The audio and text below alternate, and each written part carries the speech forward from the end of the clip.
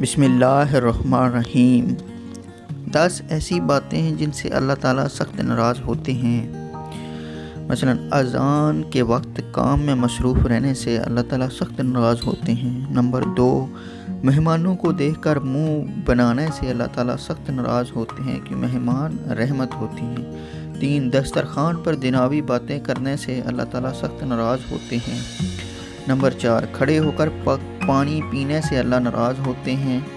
وضو کی حالت میں کفر کی باتیں ادا کرنے سے اللہ تعالیٰ ناراض ہوتے ہیں۔